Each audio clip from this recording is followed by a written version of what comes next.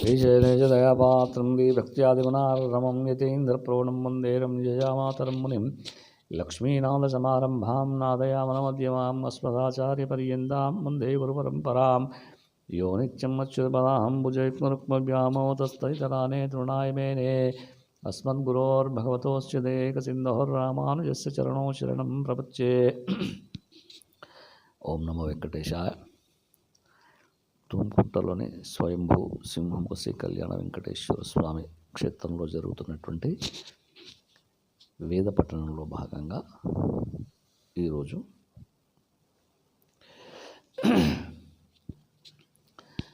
ఓం మందిష్టయదుశనే కావ్యే సజా ఇంద్రో వజిగుతరాదితిష్టతే ఉగ్రోయయం నిరభ స్రోదస్సో సృజద్విషష్ణుస్యద్రుంహిత ఐరయత్పురః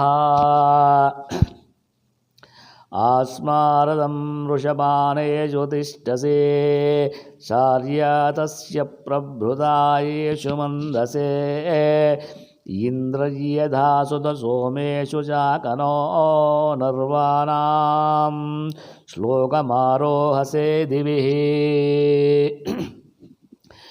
అదధా అర్భాం మహతే వచస్య వేకక్షీవతే వృజయామీంద్రశున్వతే మేనాభవో వృషనశ్వస్య శుక్రతో విశ్వేత్తాతే సవనేషు ప్రవాచ్యాః ఇంద్రో అస్రాయిసుధ్యో నిరేకే వజ్రేషు స్తోమో ధూర్యో నయోపః అశ్వయుర్గవ్యో రథయోర్వసూయురింద్ర ఇంద్రాయ క్షయతి ప్రయంతా ఇదం నమో వృషభాయ స్వరాజే సత్యశుష్మాయ తవ సేవాచిః